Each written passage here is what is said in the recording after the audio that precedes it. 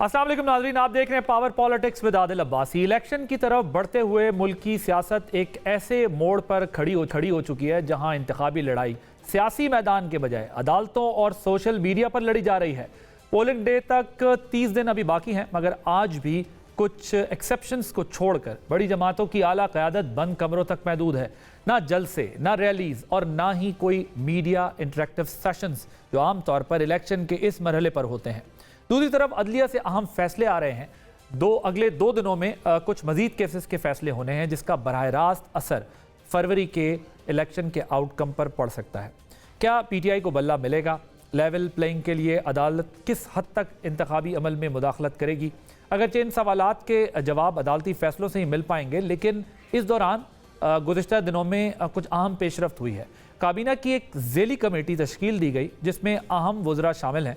Committee के मकासद में 9 मई वाक़यात के मनसूबा साजों, सहूलतकारों और अमल दरामद करने वालों की निशानदही करना और ऐसे वाक़यात के तदारुक के लिए इक़दामात तजवीज़ करना शामिल था। क्या तहरीक इंसाफ को बतौर जमात क्लीन चिट मिलेगी? अगर ऐसा नहीं होता तो क्या बात पार्टी पर पाबंदी तक भी जा सकती है? अगरचे इसका हतमी फैसला भी आइन के तहत सुप्रीम कोर्ट ने करना है, मगर हतमी फैसले के लिए रेफरेंस भेजने के लिए वफाकी हुकूमत के पास 15 दिन का वक्त मौजूद है। दिलचस्प बात है कि आज बानी चेयरमैन PTI की गिरफ्तारी GHQ हमला केस में डाल दी गई है, जबकि तोशा खाना रेफरेंस में फर्द जुर्म भी आयद हो गई है। इस हवाले से एक वादा माफ गवाह भी सामने आ गया है। कल बल्ले के निशान का मामला सुप्रीम कोर्ट में टेकअप होगा। कल ही इलेक्शन ट्राइब्यूनल ने बानी चेयरमैन के कागजात नामजदगी मुस्तरद या मंजूर होने का फैसला महफूज जो किया है वो सुनाना है। इस दौरान PTI में बयानिए की शिद्दत के हवाले से तकसीम बहुत वाज़े नज़र आ रही है। शेर अफजल मरवत ने चीफ जस्टिस, सुप्रीम कोर्ट और अदलिया पर जानिबदारी का इल्ज़ाम लगाया, जबकि PTI की उबूरी क़यादत ने शेर अफजल मरवत के बयान से लाताल्लुकी का ऐलान किया। दिलचस्प बात यह भी है कि दूसरी तरफ नून लीग ने भी इदारों पर दबाव बढ़ा दिया है और बानी चेयरमैन के खिलाफ डू मोर का मुतालबा कर दिया है। इमरान खान ने अपने 4 सालों में कौन सा ऐसा कारनामा सरअंजाम दिया जिसकी वजह से सहूलतकारी आज भी मौजूद है? 2-3 दिन पहले जब जेल में उसने इलेक्शन कमीशन के मेंबरान को धमकियां दी, तो क्या इलेक्शन कमीशन ने उसके खिलाफ कोई मुकदमा दर्ज करने की दरखास्त दी? सुप्रीम कोर्ट की रात को दीवारें फलांग के उसकी छत पे मुसल्ला लोगों ने कब्जा कर लिया। क्या किसी ने इमरान खान पर तौहीन अदालत का मुकदमा दर्ज किया? वो शख्स अदारों में बैठे लोगों को धमकाने वाला, आज तक उस हवाले से किसी ने बात की? बड़ा जिक्र था कतरी खत का, किस तरह उसको उछाला गया। क्या उस तरह साइफर केस को किसी ने उछाला? हालात का ऊंट किस करवट बैठेगा? इलेक्शन तक मजीद क्या ट्विस्ट और नए टर्न्स आ सकते हैं? इसी पर हम बात करेंगे। अपने मेहमानों का तारुफ करा दूं। हमारे साथ स्टूडियो में मौजूद हैं सेनेटर हुमायूं मोहम्मद साहब, सीनियर रहनुमा है पाकिस्तान तहरीक इंसाफ के, मुस्तफ़ा नवाज खोकर साहब, सेनेटर सीनियर सियासतदान, फैसल करीम कुंडी साहब, सीनियर रहनुमा है पाकिस्तान पीपल्स पार्टी के। मुस्तफ़ा खोकर साहब, I will start with you. Once a senator always senator, मैं इस वजह से उस कॉन्टेक्स्ट में आपको जो है वो कहता हूँ, हालांकि आपने तो बड़ा अपनी पोजीशन अलग कर ली थी पार्टी से भी। मुझे ये बताइएगा, ये क्या इलेक्शन हमारा, इसका जब आपने ज़ाहिर है बहुत सारे इलेक्शन देखे हैं, इलेक्शन का फैसला क्या मैदान पे होगा, सोशल मीडिया पे होगा, अदालतों में होगा, ये हमारा होगा किधर? क्योंकि PTI की क़यादत अंदर, मुस्लिम लीग नून की क़यादत घर के अंदर और पीपल्स पार्टी की क़यादत बयानिए की तलाश में जो है वो जगह जगह जा रही है। बलूचिस्तान में उन्हें कुछ और बयानिया लेना पड़ रहा है और पंजाब आके कुछ और लेना पड़ रहा है। ये क्या हो रहा है? आपको इसी माहौल में इलेक्शन होते नजर आ रहे हैं फरवरी? इस माहौल के विक्टिम्स तो मुझे बिल्कुल ऑब्वियसली पता है कि विक्टिम्स कौन है। वो पाकिस्तान के अवाम है कि उनके इश्यूज डिस्कस नहीं हो रहे। जिस कर्ब से आज एक आम आदमी गुजर रहा है, 40% से ज़्यादा आपकी इन्फ्लेशन जा चुकी है, अफरात ज़र, और उसके जो इश्यूज़ हैं, जो मुल्क के इश्यूज़ हैं, वो कॉन्वर्सेशन का हिस्सा नहीं बन पा रहे। कॉन्वर्सेशन का हिस्सा ये है कि इक़्तिदार कौन हासिल करेगा, ओहदे आपस में बट रहे हैं कि कौन वज़ीर आला बनेगा, कौन सदर बनेगा, कौन वज़ीर आज़म बनेगा। जमातें एक दूसरे के ऊपर हमला कर रही हैं। एक जमात को लेवल प्लेइंग फील्ड मिल रही है, दूसरी कह रही है नहीं मिल रही है। और इस सारी कशमकश एक आम आदमी के नुक्ते नज़र से ऐसी लग रही है कि जिसके अंदर अशराफिया सारी उनके मसाइल से लाताल्लुक होकर इक़्तिदार की हवस में इक़्तिदार हासिल करने के लिए पावर पॉलिटिक्स करे जा रही है। और उससे उनका तल्लुक़ और रिश्ता कमज़ोर होता जा रहा है लोगों से, जिनके लिए सारी सियासत होती है और जिनके लिए नारे मारे जाते हैं। तो इस माहौल में पावर पॉलिटिक्स है, जिसने अपनी तरफ मजबूत हलकों को कर लिया तो वो उसके चांसेस बेहतर हैं। जो 2018 के अंदर मंजूर नज़र थे, आज वो ज़ेर एताब हैं, तो लगता तो यही है कि वो ज़ेर एताब मज़ीद रहेंगे। ये जो 9 मई का आप वो जिक्र कर रहे थे, कैबिनेट का जो डिसीजन है, जाहिरी बात है इतना लेट अगर वो इसको परसू कर रहे हैं तो उससे कोई रिलीफ तो मिलना नहीं है। और अब वो किस जानिब जाता है ये भी एक सवाल है। पल्ले का निशान मिलता है, नहीं मिलता। अगर मिलता है तो शायद इलेक्शन थोड़ा सा बेहतर हो पीटीआई के लिए, लेकिन अगर नहीं मिलता तो उसके पीटीआई को बहुत नुकसानात हैं। तो ये सारी जो कशमकश और खींचातानी है, इसमें फ्रैंकली मुझे पॉलिटिकल क्राइसिस खत्म होता हुआ नजर नहीं आ रहा। इलेक्शन हो भी गए तो आपको लगता नहीं है कि पॉलिटिकल क्राइसिस खत्म होगा? अगर हम तारीख को मद्देनजर रखें तो जो कंट्रोवर्शियल इलेक्शंस होते हैं उनके नतीजे में क्राइसिस खत्म तो होता नहीं है। 2018 का इलेक्शन हो या 2013 का इलेक्शन हो, उन पे जो सवालात थे वो पोलिंग डे के बाद उठे। इन इलेक्शन पे तो सवालात पहले उठ गए। तो अब लेकिन इससे पहले ये कि वेव चलती थी पॉलिटिकल पार्टीज की, सवालात इस तरह नहीं उठते थे। ये होता था कि भाई वेव चल पड़ी है, पता है इस दफा पीएमएलएन जीत रही है, इस दफा पीपल्स पार्टी जीत रही है या पीटीआई जीत रही है। लेकिन इस दफा तो बड़े क्लियर कट एक दूसरे के ऊपर इल्जामात लगा दिए। नहीं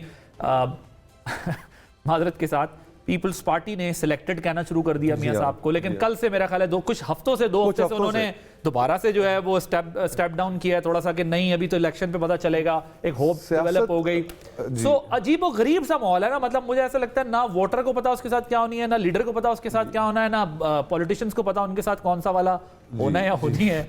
आदिल भाई, मुझे जो लगता है कि सारी सियासी जमातें और कायदीन सिर्फ उनका हदफ ये रह गया है कि किसी न किसी तरीके से किसी भी कीमत पर कहीं एडजस्ट हो जाए, इक़्तिदार हासिल कर लें, इक़्तिदार का हिस्सा मिल जाए, अलायंस बन जाए। कोई असूल नहीं, कोई नजरिया नहीं। अगर लेवल प्लेइंग फील्ड का आज से चंद हफ्ते पहले मुतालबा कर रहे थे तो जैसे ही कुछ इलेक्टेबल्स उधार मिल गए तो लेवल प्लेइंग फील्ड का मुतालबा खत्म हो गया। आज उसकी गुफ्तगू भी नहीं है।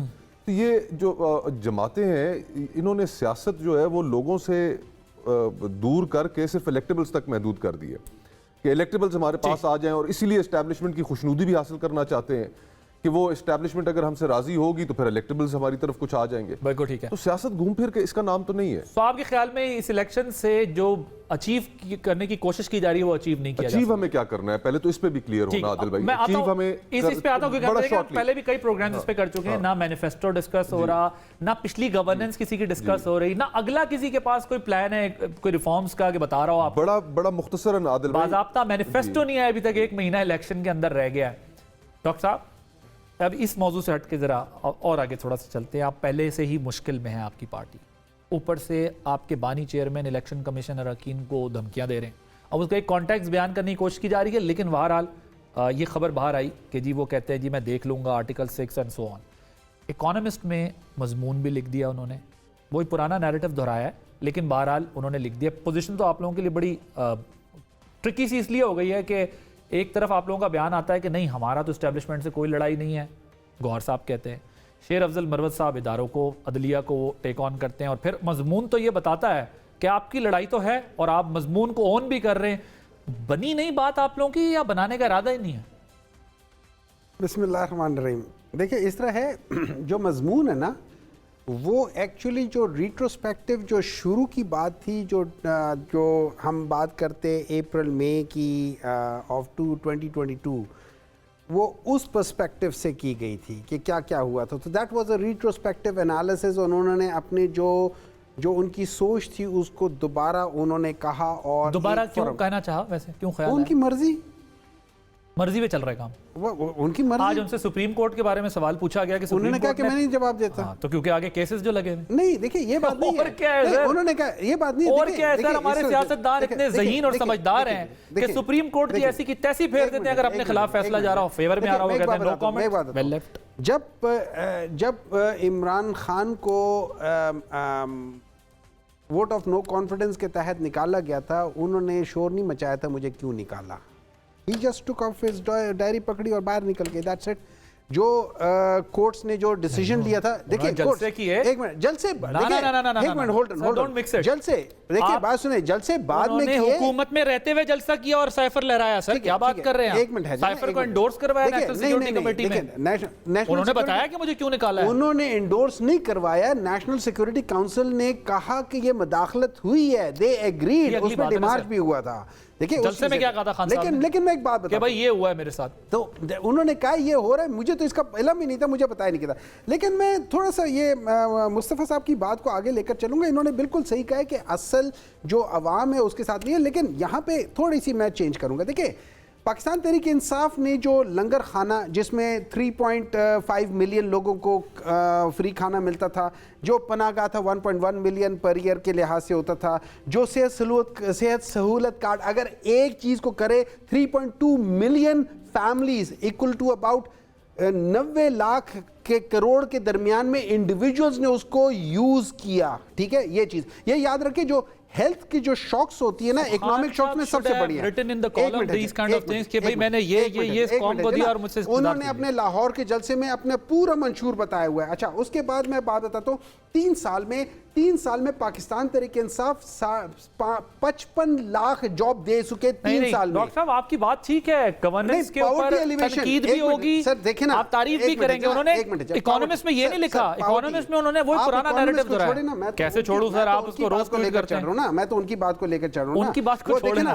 पॉवर्टी एलिवेशन, अब मैं बताता हूं, चारों सूबों को ले ले, चारों सूबों में टाइमों को टॉक शो में डिसेंट डिस्कशन तो आप अच्छी कर रहे हैं। आपकी पार्टी ना जलसों में ये बात कर रही, ना सोशल मीडिया पे ये बात कर रही, वो सिर्फ वही नैरेटिव है जो उनका एस्टैब्लिशमेंट से लड़ाई का नैरेटिव है। उनको पता है कि मैं उसी से गेन कर सकता हूं। देखिए ना, मैं तो वो कहूंगा जो मैं समझता हूं राइट है, लेकिन मैं जो पूछ रहा हूं वो बात कुछ और है ना। मैं कह रहा हूं इकोनॉमिस्ट का कॉलम लिखने की नौबत क्यों है, क्या बात नहीं बनी? आपको इस बात का अंदाजा है कि 2020 में पाकिस्तान जो कोविड के थ्रू गुजर रहा था और पूरी दुनिया में जो हालत हुई थी, उसमें जो दिहाड़ीदार के लिए जो इमरान खान करके गया है, यही वजह है कि आज सारे लोग खान के साथ खड़े हैं ना। नहीं सर, वो इसलिए नहीं, मान ले इसके लिए, मैं बताता हूं ना सर, उनकी 3.5 साल में आप पूछे उस बंदे से जिसके घर में कोई बीमार हुआ था और उसका फ्री इलाज हुआ है। सर मैं आपको बताता हूं, 1 करोड़ लोग हैं। बेशक मैं ये नहीं कह रहा कि उन्होंने कोई अच्छा काम नहीं किया होगा, तमाम जमातों के पास कुछ ना कुछ देने के लिए होता है। पाकिस्तान की पॉलिटिक्स में सियासी जमातें अपनी परफॉर्मेंस पे नहीं, एंटी एस्टैब्लिशमेंट बयानिया के ऊपर वोट लेने की कोशिश करती हैं। मैं वो वाहिद बंदा हूं जो आपको बता रहा हूं कि इस, लेकिन ये बहस नहीं है ना सर। सड़क पे आपने उन्हें इस्लामिक टच दिया, सड़क पे आपने उन्हें बताया मुल्क भेज दिया गया है, साइफर के जरिए मुल्क को गिरवी रखवा दिया गया। सड़क पे आपने ये टच दिया है और गवर्नेंस का टच नहीं दिया। कुंडी साहब, वैसे तो हमने देखा है कि PMLN अपने घर तक महदूद हो चुकी है, बाहर नहीं निकल रही। अभी PTI केसेस में अंदर हो चुकी है। पीपल्स पार्टी जलसे तो कर रही है, बाहर निकल रही है, जलसे कर रही है, लेकिन आप लोग भी इस वक्त तक जो है ना कोई खास बयानियां बनाने में कामयाब नहीं हुए हैं। क्या वजह है कि रियल इश्यूज जो है अपनी वक़्त खो चुके हैं? पॉलिटिकल पार्टीज को जो है कोई ना कोई सहारा लेके, एंटी एस्टैब्लिशमेंट या कोई इस तरह का सहारा लेके अपने आप को चलाना पड़ रहा है। देखें आदिल, आपकी बात एक हद तक ठीक है कि अगर PMLN या PTI जो भी है, PMLN नहीं निकल रही, वो तो आप उनसे पूछें। PTI की लीडरशिप जो है वो अगर अंदर है तो अपने करतूतों की वजह से है, और पाकिस्तान पीपल्स पार्टी जो है, अगर वो आपने कहा कि हम जलसे कर रहे हैं, बयान नहीं बना पा रही, लेकिन हमने अपने 10 नुकात एक मंशूर को दिया जो हमने आवाम में लेके गए हैं, ताकि हम अगर हमारी कल हुकूमत आती है तो हम इस 10 नुकात की एजेंडे पे जो है अमल दरामद करेंगे। अब दूसरी बात यह है कि चीज़ें हैं, अवाम में जाएंगे तो जाए। अवाम में किसने रोका है? अगर PMLN को तो किसी ने नहीं रोका। अगर वो कह रहे हैं कि हमारी बात हो चुकी है या पता नहीं हम क्या है, लेकिन व्हाटएवर, उनको चाहिए, उनकी लीडरशिप मौजूद है, अवाम में जाएं, इलेक्शन कैंपेन करें, क्योंकि आज तक उन्होंने इलेक्शन कैंपेन ही शुरू नहीं की। 1 महीना भी कम से कम 1 महीने से भी अभी कम रह गया मैं समझता हूँ कि इलेक्शन में, और अभी तक उन्होंने अपनी इलेक्शन कैंपेन शुरू नहीं की। पाकिस्तान पीपल्स पार्टी देखें, सिंध में भी किए हैं जलसे उन्होंने, पंजाब में भी किए हैं, KP में भी किए हैं, आज बलूचिस्तान में भी जलसा था, पहले भी किए हैं। तो हम तो अपने इलेक्शन कैंपेन चला रहे हैं, और हम वाहिद जमात है जो इलेक्शन के लिए कह रहे हैं कि इलेक्शन होने चाहिए। कुछ जमातें इलेक्शन से भागना चाहती हैं, जो कि कोई ना कोई बहाने ढूंढ रही है कि इलेक्शन ना हो, लेकिन पाकिस्तान पीपल्स पार्टी का 2 टोक मौकफ है कि इलेक्शन होना चाहिए 8 फरवरी। तो ये कौन सी जमातें हैं जो इलेक्शन से भागना चाह रही हैं, और आपके ख्याल में PMLN अपनी कैंपेन क्यों नहीं चला रही?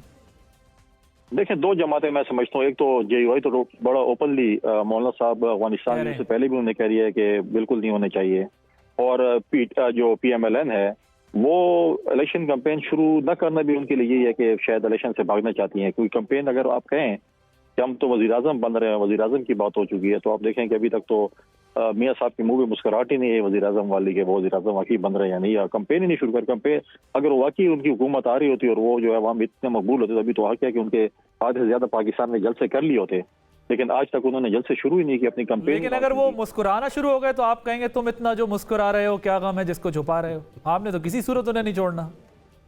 नहीं देखें, हम तो हमारा तो एक पॉलिटिकल वो है नैरेटिव जो हमने बिल्ड करना है। अगर वो तो आपको लगता है कि पीएमएलएन जो है वो चाहती है इलेक्शन अभी टाइम पर ना हो, और उसकी बुनियादी वजह ये कि ग्राउंड पे उनकी पोजीशन स्ट्रांग नहीं है, और पीपल्स पार्टी इसलिए निकल के सड़कों पर आ गई है कि टाइम आ गया है इलेक्शन लड़ने का? खोकर साहब मुझे ये बताइएगा, आप इस बात से इत्तेफाक करते हैं कि कुंडी साहब कह रहे हैं कि हमने अपना 10 नुकाती मंशूर दे दिया है, गो कि अभी उस पर ज़ाहिर तफसील से मजीद भी बात हो सकती है, लेकिन आपको लगता है कि वो मैसेज कम्युनिकेट कर पा रही है पीपल्स पार्टी को? आप बहुत क्लोज रहे हैं, या ये ऐसा कोई मैसेज है जो ऐसे माहौल में जब दोनों ग्रुप्स जो हैं, आप देखें गौर करें ना, जरा पीटीआई के केसेस डाउन होने लगते हैं या थोड़ा सा रिलैक्स उनको अदालत से कोई रिलीफ मिलता है तो पीएमएलएन की एक प्रेस कॉन्फ्रेंस होती है और फिर जल्द अज जल्द इकदाम के लिए एक प्रेस कॉन्फ्रेंस कर देते हैं, चाहे इरफान सिद्दीकी साहब बात करें कॉलम में या जावेद लतीफ़ साहब एक डज से प्रेस कॉन्फ्रेंस दाग देते हैं कि 9 मई का क्या बना, और फिर एकदम तेजी आना शुरू होती है और वो जरा कंफर्ट जोन में चले। तो ऐसे माहौल में पीपल्स पार्टी जो 300 यूनिट फ्री देना चाह रही है, वो आपके ख्याल में लोग बाय कर रहे हैं? देखिए, कोई भी मंशूर या प्रोग्राम है उसको जब आप सामने लेकर आते हैं तो साथ एक क्रेडिबिलिटी भी होनी चाहिए।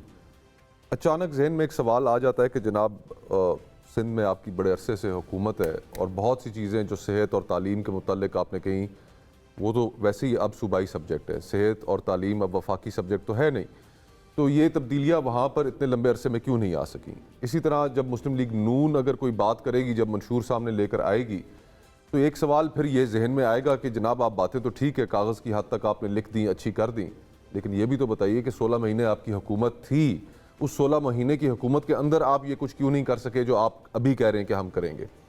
मसला ये है कि यहाँ पर सियासत पाकिस्तान के अंदर विक्टिमहुड, हमदर्दी, एंटी इस्टेब्लिशमेंट नैरेटिव, इसके इर्द गिर्द घूमती है। कोई वज़ीर आज़म पाकिस्तान में अपनी मुद्दत पूरी नहीं कर पाया, और जब वो मुद्दत पूरी नहीं कर पाता, उससे पहले वो निकाला जाता है, तो उसके नतीजे में वो एक विक्टिमहुड का नैरेटिव लेके लोगों के पास जाता है और फिर गुफ्तगू इशू से हट जाती है। अब हमें याद है कि अच्छी तरह याद है कि जो पीटीआई के आखिरी दिन थे हुकूमत में, तो तहरीक इंसाफ खैबर पख्तूनख्वा के अंदर भी लोकल गवर्नमेंट इलेक्शन हार गई थी। इमरान खान साहब लाहौर के बाय इलेक्शन आ रहे हैं, हाँ, तो इमरान खान साहब की जो मकबूलियत थी उसके अंदर काफ़ी कमी आ चुकी थी, लेकिन फिर जैसे ही अदम एतमाद हुई और उसके बाद फिर सूरत हाल तब्दील हुई, तो जब आप किसी को वक्त मुकम्मल करने देंगे तो फिर लोग इश्यूज के ऊपर उसको जज करेंगे। 1 करोड़ नौकरी, 50 लाख घर, ये वो वादे थे कि जो पूरे नहीं हो सके। अनफॉर्चुनेटली इस अदम एतमाद ने तो ये नहीं कि पीटीआई की गवर्नमेंट गिरा दी, सारों के ऊपर ही अदम एतमाद कर दिया। तो कोई ऐसी इंटरेस्टिंग अदम एतमाद थी कि तमाम जमातें जो एक साथ ही इस क्राइसिस का शिकार हो गई कि उनको फिर बयानिया नहीं मिला, फिर वो परफॉर्मेंस जो रही 18 महीने की, जिस किस्म की परफॉर्मेंस रही, फिर जो कुछ हमने देखा तो वो सबके हाथ से निकल गई। तो अनफॉर्चुनेट बड़ा साबित हुआ, और वो मुल्क के लिए अनफॉर्चुनेट है। देखें आदिल भाई, अभी आज से 1.5 हफ्ता पहले डेटा आई, एदादो शुमार आए सामने जो वर्ल्ड बैंक लेके आया, हॉरिफिक हौलनाक एदादो शुमार है। और अगर वाकई हम एक ठीक डगर पे चलने वाले मुल्क होते तो इस वक्त यहाँ पे क्राइसिस हो रहा होता, हड़ादुड़ी मची होती कि यार कि इन चीज़ों को ठीक करना है। 9 करोड़ पाकिस्तानी सतह गुर्बत से नीचे ज़िंदगी गुजारने पे मजबूर है। 2 करोड़ 80 लाख बच्चा इस मुल्क में जिसने आज तक स्कूल की शक्ल नहीं देखी। 25 लाख नौजवान बच्चे और बच्चियां हर साल तालीम हासिल करके जॉब मार्केट में आते हैं, आगे जॉब्स नहीं है। तो ये वो चीजें 2025 में आपकी 2.5% ग्रोथ प्रोजेक्शन की जा रही है इसकी, कि ये 2.5% की ग्रोथ पर पाकिस्तान जो है वो होगा। और फिर उस ग्रोथ के साथ आप पॉपुलेशन ग्रोथ को जब फिगर इन करें तो आप नेगेटिव में पहुंच जाते हैं, और फिर आप ये इनको नेगेटिव में जाते हैं, प्लस आप इनको कहीं दुनिया में भेज भी नहीं सकते। वो एक जमाना था जब 80s में, 90s में, 2000 तक भी भेज सकते थे। अब तो इतना स्किल चाहिए होता है आपको किसी कंट्री में भेजने के लिए भी। वो स्किल डेवलपमेंट प्रोग्राम्स हमारे अनफॉर्चुनेटली सब, हर बंदा मास्टर्स और बैचलर्स और वो करने के चक्रों में लगा रहता है। तो कोई स्किल भी नहीं है कि आप इतने बंदों को भेज दें तो ये कुछ काम पे लग जाए। ह्यूमन कैपिटल उसके ऊपर तो हमने इन्वेस्ट किया नहीं ना, जो तालीम आज दी जा रही है। और कोई शख्स, तो बेसिकली आपका पॉइंट ये है कि ये काम जो है वो पीपल्स पार्टी अगर कर सकती होती तो सिंध में कर चुकी होती, इनको अभी फेडरल में शायद इनके लिए मुश्किल होगा। कुटी साहब इस पे जरा क्विकली रिस्पॉन्ड करेंगे आप? सिंध में 15 साल से आपकी हुकूमत है, वहाँ पर आप कोई ऐसा मॉडल बना चुके होते कि आप वफाक को बता देते कि भाई हम ये सब कुछ कर रहे हैं, फिर मैं डॉक्टर साहब की तरफ जाऊँगा? देखिए बिल्कुल बनाए। अगर आप हमारे हेल्थ मॉडल को देखें, सबके सामने है, कोई ऐसी दूसरी दो राय उसके अंदर नहीं है। अगर आप NICVD, SIUT, आप अगर गम्बट में जो है लिवर ट्रांसप्लांट हॉस्पिटल देखें, इस वक्त सिंध में वाहिद सिंध सूबा है जहाँ पर आपके दिल के अमराज, जिगर के या गुर्दों का इलाज है और फ्री ऑफ कॉस्ट तमाम लोगों का जो होता है, और पाकिस्तान के तमाम कोने से लोग वहाँ पर जाते हैं और मुफ्त इलाज होता है। इस वक्त जो सिंध में सैलाब आया था तो हमारी कमिटमेंट थी कि हमने लोगों के लिए, गरीब लोगों के लिए घर बनाने हैं। माजी में PTI की हुकूमत ने वादा किया था कि वो 50 लाख घर बनाएंगे, वो नहीं बना सके। लेकिन इस वक्त 20 लाख घर सिंध में जो है वो अंडर कंस्ट्रक्शन है, काम शुरू है, और उनके मालकाना हकूक उन खवातीन को हम देंगे जो घर की वहाँ की सरबराह होंगी। इस तरह अगर आप हमारे फलाई मनसूबा बेनजरिंग सपोर्ट प्रोग्राम पे देखें, इस वक्त 1 करोड़ के लगभग बेनिफिशरीज हैं जो इससे मुस्तफीद हो रहे हैं, उनके बच्चे मुस्तफीद हो रहे हैं। ये हमारे मॉडल्स हैं जो हमने किए हैं। आप मुझे किसी भी सूबे में बता दें कि पंजाब में, बलूचिस्तान में, KP में कहीं भी मुफ्त इलाज की तो हेल्थ कार्ड की अगर आप बात करें 10 लाख रुपए से ज्यादा नहीं है। सिंध में अगर आप इलाज 10 लाख हो, अब लिवर ट्रांसप्लांट अप्रोक्सीमेटली 1 करोड़ रुपए पे उसका लिवर ट्रांसप्लांट होता है, या बाकी दिल के अमराज के इलाज अगर होते हैं जो उसके अगर जितने भी हों उसका जो है वो। तो आप यही मॉडल रेप्लिकेट करेंगे वफाक के अंदर जाकर, और वफाक में करेंगे हेल्थ और हम बाकी हम बाकी सूबों में भी करेंगे। हम कच्ची आबादी को मालकाना हकूक देंगे। ये सारा हमारे जो 10 हमें भी है उसके ऊपर सब कुछ है, और इंशाल्लाह हम करेंगे इसके ऊपर। ठीक। मोहम्मद साहब ये बताइएगा, अब ये जो 9 मई के वाक़यात हैं, इसकी तो धुन जो डिमांड की जा रही थी वो तो अब साफ़ होती नज़र आ रही है, और PTI का जो है वो इसमें अब विक्टिम कार्ड ही मेरा ख्याल है बचता है, क्योंकि आगे बड़ा प्रॉब्लम आएगी। अभी हम जो देख रहे हैं जिस तरफ चीज़ें जा रही हैं, तो कैसे देख रही है आपकी पार्टी इस 9 मई वाले मामलात को? आज FIR भी उनके ऊपर हुई है। देखिए इस तरह है कि एक चीज़ तो फॉर फैक्ट है जो हर एक ने कहा है, और मैं आपके प्रोग्राम में पता नहीं कितनी दफ़ा कह चुका, हर एक प्रोग्राम में कह चुका हूँ कि 9 मई को जो कुछ हुआ है that's very bad, nobody can defend that thing. अब उसके ऊपर 9 मई से लेके आज हम 9 जनवरी में आ गए हैं, तो that means we are about 10 months या 9 मंथ्स डाउन द लाइन। इन 9 महीनों में आज तक कुछ नहीं हुआ, एज सच नहीं हुआ। नंबर 2, ये जो केयर टेकर गवर्नमेंट है, आई डोंट नो कि ये उनके ज़िम्मे में आती है कि उनका ये काम है या नहीं है। आगे जो हुकूमत आएगी उनको कर लेना चाहिए, फेयर इनफ। हाँ, अगर आप लोगों ने कोशिश करना है कि पाकिस्तान तहरीक इंसाफ को किसी तरीके से, जब आपको पता है कि वो जीत रही है एंड यू डोंट नो कि आप उसको कैसे कंट्रोल करें, तो आप इस तरीके से उसको कंट्रोल करना चाहते हैं through your proxy government which is care taker government. और ये बेसिकली वही PMLN की उनके प्राइम मिनिस्टर और उनके अपोजिशन लीडर ने मिल के उन्हीं के एक बंदे को आगे ले आए थे। तो क्या ये चीज़ें उस लिहाज से कर रहे हैं, तो उसमें मैं कुछ कह नहीं सकता, ठीक है ना, कि ये क्या करना चाहते हैं। लेकिन देखें, जब हम ओवरऑल बात करते हैं इलेक्टोरल प्रोसेस की, जब हम ओवरऑल बात करते हैं जो पाकिस्तान में हो रहा है, मुझे ऐसा लगता है ये एक बयानी नहीं, एक डिमांड था। वो कहते हैं ना ऑन डिमांड जो चीज़ें मंगवाई जाती है, आपको अगर खाना मंगवाए तो वो क्या फूड पैंडा आपको डिलीवर कर देता है। तो एक डिमांड आई थी, वो डिमांड ये आई थी कि लेवल प्लेइंग फील्ड। अच्छा, फिर उस लेवल प्लेइंग फील्ड को डिफाइन किया गया था। डिफाइन कैसे किया गया था? लेवल प्लेइंग फील्ड 0 होगी। 0 मतलब कि जितने जो कुछ मियां नवाज शरीफ के साथ हुआ वही इस शख्स के साथ हो। इस शख्स का लफ्ज़ क्या था, लेकिन it was refer towards Imran Khan. जिस तरीके से मियां नवाज शरीफ को जेल में डाला, इसको भी डाला जाए। जिस तरीके से उन्होंने 200 भुगतिया पेशियाँ भुगती है, ये भी 200 पेशियाँ भुगती। जिस तरीके से उनको नाअहल किया था, इसको भी नाअहल करो। जिस तरीके से पाकिस्तान मुस्लिम लीग नून को डिसइंटीग्रेट करने की कोशिश की थी, वैसे पाकिस्तान तहरीक इंसाफ को डिसइंटीग्रेट करने की कोशिश की, तब मैं मानूंगी कि ये लेवल प्लेइंग फील्ड है। अब ऑन डिमांड वो चीज़ हो रही है, उसी सीक्वेंस में हो रही है। तो मैं एक दफा सोच करूंगा कि यार ये हो क्या रहा है इस मुल्क में, मतलब व्हाट इज हैपनिंग। अगर मैं आपकी इस दलील को मान लूं ना, मुझे ब्रेक लेने का कहा जा रहा है बार बार, इस दलील की वजह से या वैसे ही? दलील की वजह से। आपने पूरे और भी कुछ रह गई है तो बता दें, कोई मसला नहीं है। इस दलील को अगर मैं तस्लीम भी कर लूँ ना सर, तो अभी फिर 1 साल आप लोगों को और बाकी है, क्योंकि उन्होंने 2 साल काटे थे। एक ब्रेक के बाद फिर मजीद बात करेंगे।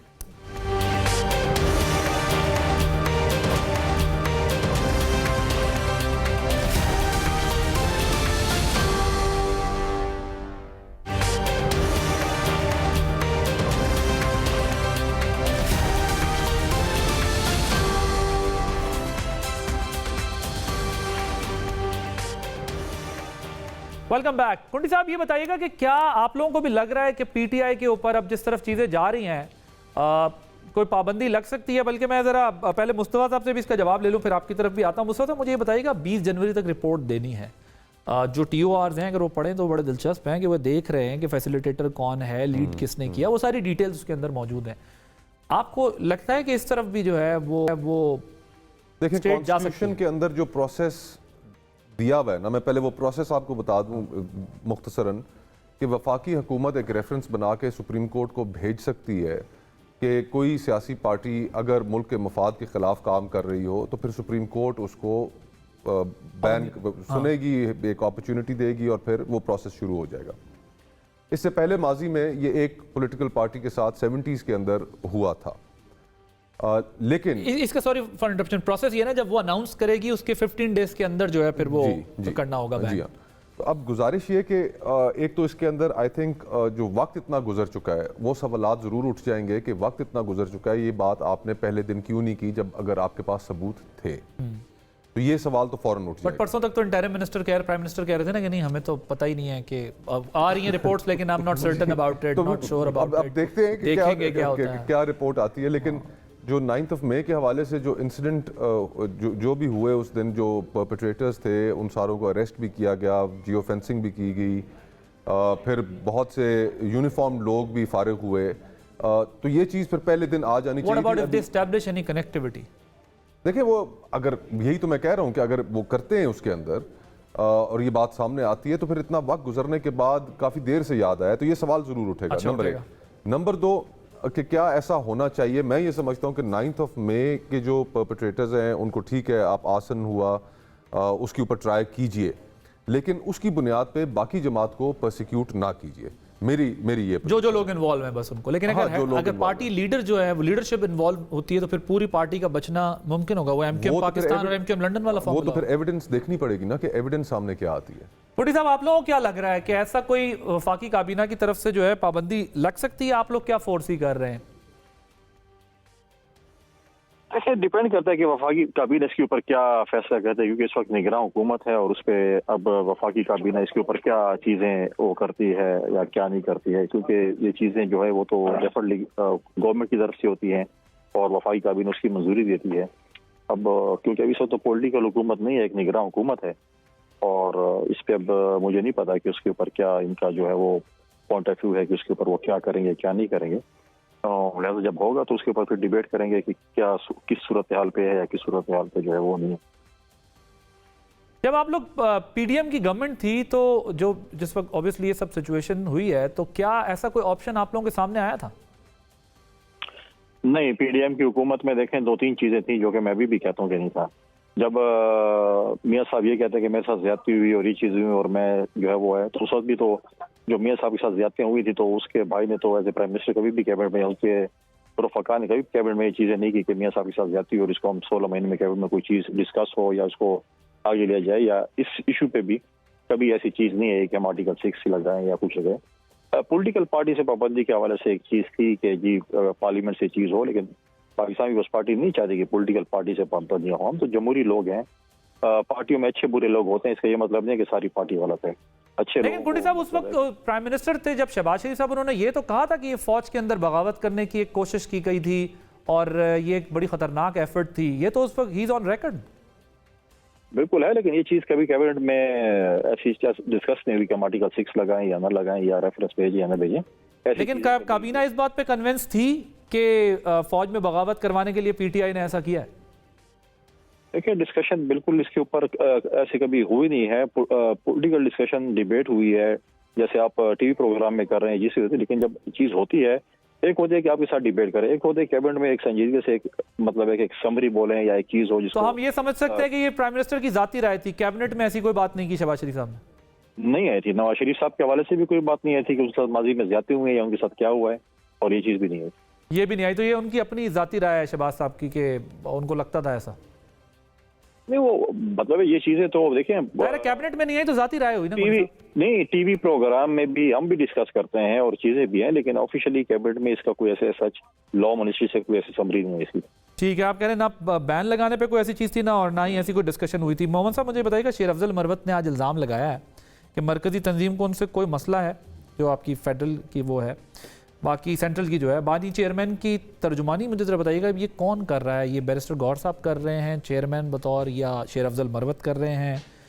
KPK की तंजीम में झगड़े चल रहे हैं। आज तो आपके बल्कि वो यूथ के कुछ लड़कों ने कहा है कि हमारा कोई कोटा था 25%, हमें वो देना चाहिए था। यहाँ पर मतलब इस हद तक इल्ज़ाम लगाया है कि कोई मरात लोगों को कोई गाड़ियाँ कोई क्या क्या पैसे दे दिला के टिकटें दी जा रही हैं। ये क्या हो रहा है? मतलब आपकी पार्टी के अंदर क्यों ये झगड़ा चल रहा है? अच्छा, इस तरह झगड़ा तो हर जगह चलता रहता है। जहाँ पॉलिटिक्स होती है वहाँ पे हर एक इंसान जो है ना अपनी जगह पे या दूसरी जगह पे कहता है कि मैं ठीक हूँ, वो गलत है। हर जगह पे ही होता है, ठीक है। आपके ख्याल में कौन ठीक? देखिए, मेरे लिहाज से मैं आपको एक बात बताता हूँ। मेरे लिहाज से ये है कि ये कोई कोटा नहीं था।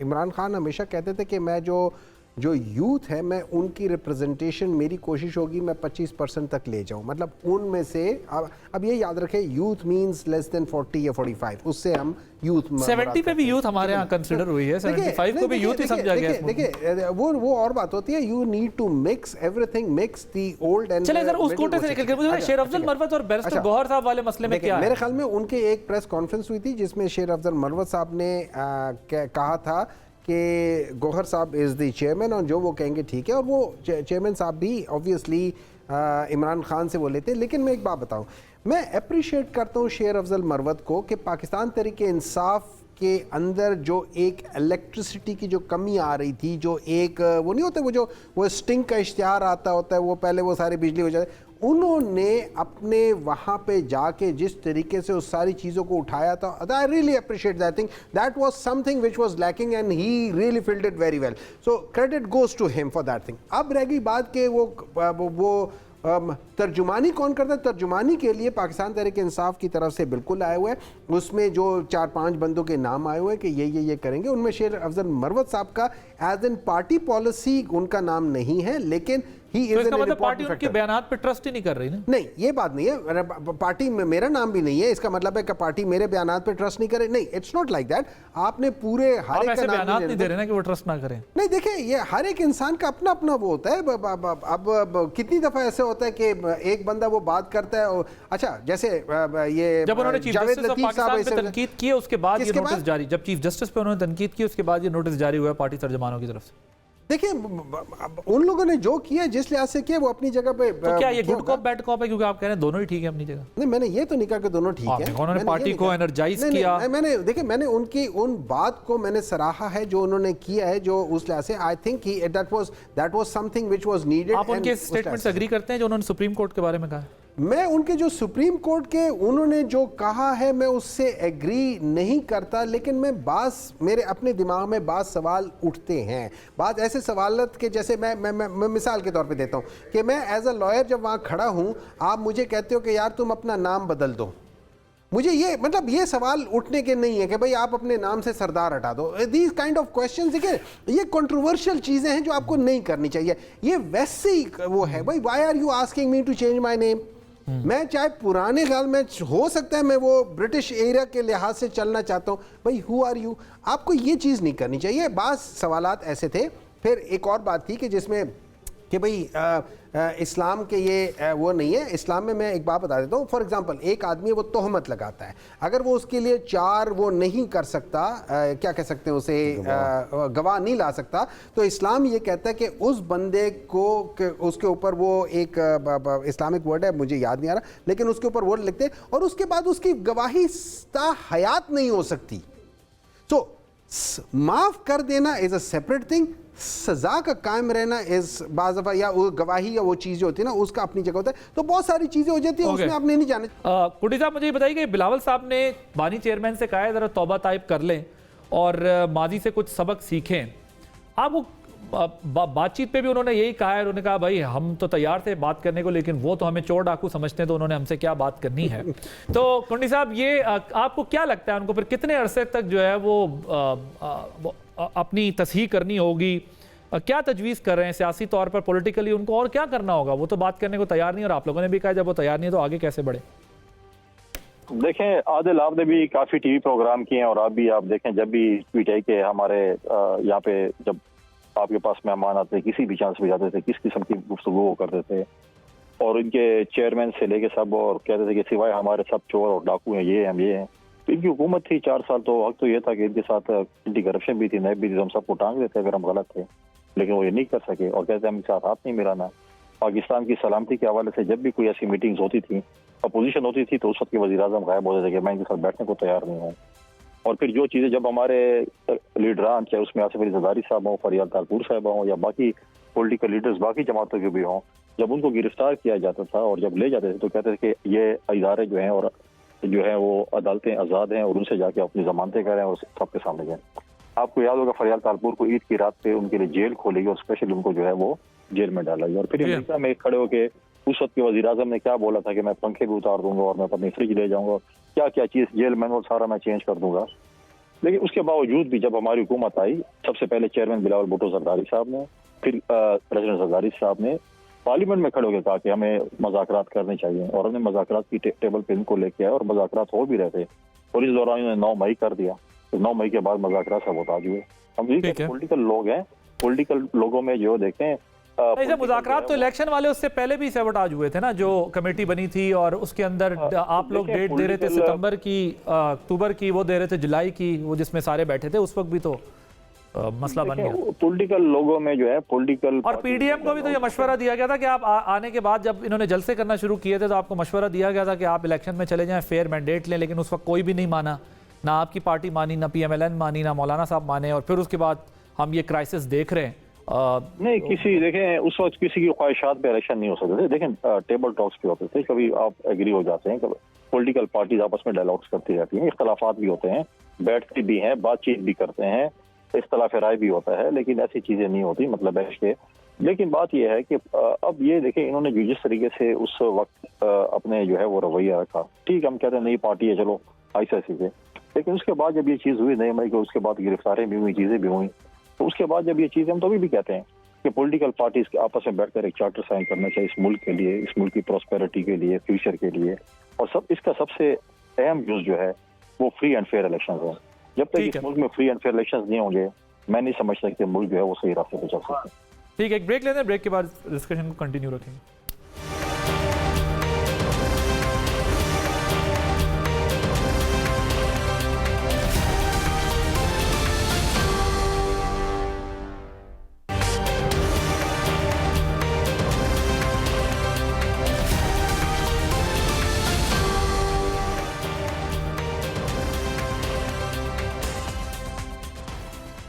Welcome back. मुस्तफा कोकर साहब, आपके एनालिसिस इस पे अब ज़रा, क्योंकि सिचुएशन इस वक्त इस तरह की है, PMLN जो है, जो इस वक्त उनके पास बड़ी कंफर्टेबल सिचुएशन आ गई थी, जो कुछ वो चाह रहे थे उनके ओपोनेंट के साथ वो हो रहा है, लेकिन नवाज शरीफ साहब का बड़ा कंसर्न क्या है? एक तो हमें देखा जो कल का डिसीजन था वो उसका भी शायद यकीनन वेट कर रहे होंगे, नाअहली वाला मसला हटे तो फिर वो निकले।